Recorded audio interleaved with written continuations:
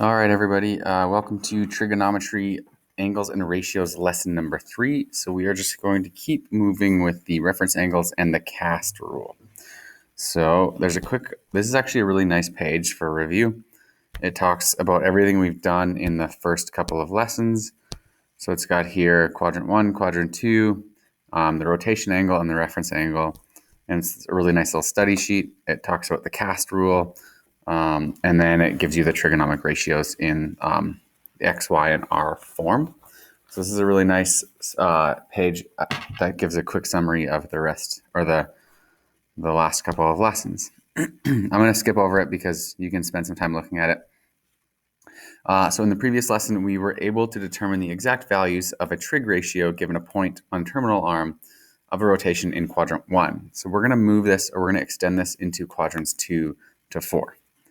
So here is a good example of a problem. It says point P is -3, 2, and it lies on the terminal arm of an angle theta in standard position.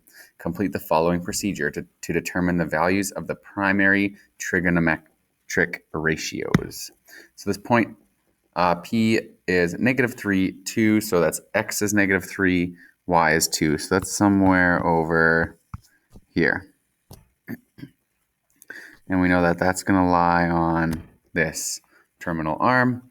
So we are looking for the distance between the origin and point P, or OP, which we usually label R. And then we know that x is -3 and y is 2. So in order to do that, to calculate R, we can use Pythagorean theorem. So we know R squared is going to be x squared plus y squared. R squared is, we can just use 3, because when we square a negative number, it becomes positive anyways. So 3 squared is 9, 2 squared is 4, so we are going to get not root yet, we're going to get 13. Then we square root both sides, and we get R is root 13. Can't really simplify that any further. If we could turn it into a simple mixed radical, we absolutely would, but in this case, we can't. So R is 13. So it says here, use x is equal to -3, y is equal to 2, and R is equal to root 13 to write the 3 trigonometric ratios for angle theta. So I know sine theta is y over R. So that will be 2 root 13. Cos theta is x over R. So that will be -3 over root 13. And tan theta is y over x, which is going to be 2 over -3, or -2/3. You can rationalize those denominators down here. We talked about that in the radicals unit. So if you were to do that, it would be 2 root 13. That's terrible. Let me rewrite that. Sorry, it's because at the bottom of the page. Or 2 root 13 over 13. And this would be, or you can rationalize this denominator as well, -3 root 13 over 13. The point -4, -2 lies on the terminal arm of an angle theta in standard position. Determine the exact value of sine theta. So let's just do a quick sketch. I always like to do a sketch. X, Y, -4, -2. This is a terrible, terrible line. There we go. It's going to be -4 in the X, -2. It's going to be somewhere over there. So means our X is there, our Y is here, so that is -4, -2, and we know sine of theta is y over r. So we need to know r, right? We know y. Y is going to be -2. We don't know r yet, so we know r squared is equal to x squared plus y squared. So we can just bomb through this pretty quick here. 4 squared plus 2 squared. What is that going to give us? 16 and 4, which is 20. So r is root 20, but we know we can simplify that to be root 4 root 5, and then r is going to be 2 root 5. So that is the r value. We can now plug that in up here. So this becomes 2 root 5. And you can actually see here that the 2's are going to cancel out. So it's negative 1 over root 5.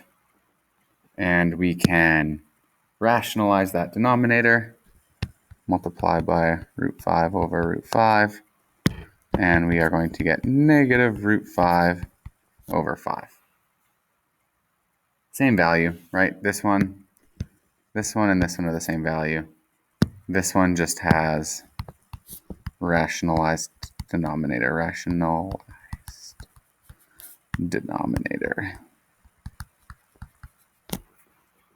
Cool. Let's carry on. We got one more page to do and we're done. This will be hopefully a short video. All right, value of a trigonometric ratio given a different trigonometric ratio. They making me say that word way too often. So what they're going to do is they are going to give you one of the ratios. So it says here, angle A terminates in the third quadrant with sine of A being negative 4 over 5. Complete the following procedure to determine the value of cos A and tan A. So I've already given you one of the ratios, which is really awesome.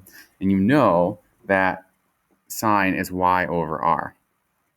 So we know that y is negative 4 and r is 5. R is always positive. So if there's a negative sign, it's either the x or the y. So that means that we know that the point is going to be some x value and the y will be negative 4. And that's from right there. So we know the point x negative 4 lies on the terminal arm in the third quadrant. It said angle A terminates in the third quadrant. So we can just draw a quick sketch, xy, and we are going to be at in the third quadrant, which is bottom left, and our y value will be negative 4. Let's take a different color here. So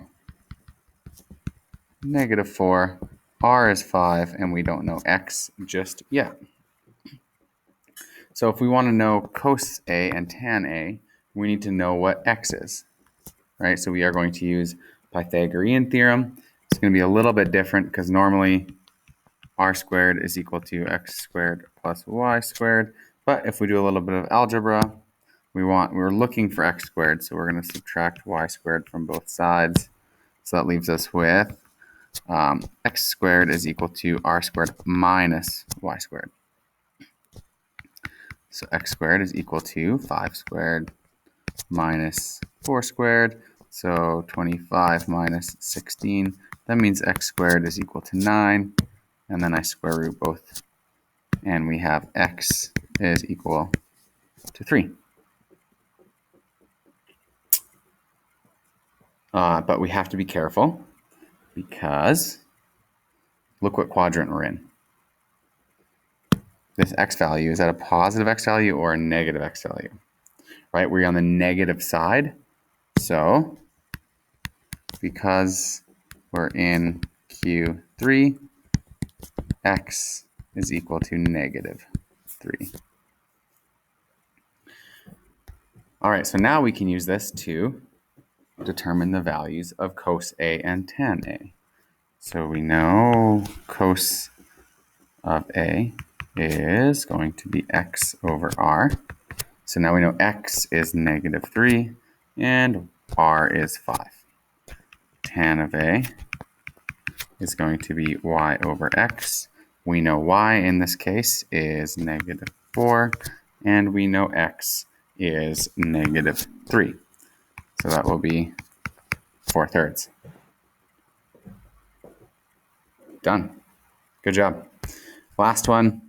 If tan theta is negative 2/3 and cos theta is positive, find the exact value of sine theta. So you notice in this one, they don't actually tell you what quadrant you're in. And it's hard to figure out which of these values, this 2 or this 3, are negative because tan is x and y, right? Tan theta is y over x. So it could be either of those values. So the clue here is that cos theta is positive. So we have to look at our add sugar to coffee. Which quadrant has negative tan, and positive cos? And that's going to be quadrant 4, right? Quadrant 4 is positive cos and negative tan. So now we know we can do this sketch, and it's going to be somewhere down here. So if we look at our x value and our y value, you can see x is going to be positive. So that means x is going to be positive 3 and y is going to be negative 2. And that's how you determine which of those is positive, which of those is negative. And that is going to change things when we are looking for our sine ratio. So we know sine theta is going to be y over r. We know y is negative 2, but we don't know r yet. And so in order to do that, we have to do Pythagorean theorem. R squared is equal to x squared plus y squared. So we have 3 squared plus 2 squared, and that's going to give us r squared of 13, so r will be root 13, and we chuck that in there as root 13, or we can rationalize that denominator, multiply both top and bottom by root 13, and we are going to get negative 2 root 13 over 13. Hopefully this makes sense. We are going to get lots of practice, and don't forget to like and subscribe. Woohoo!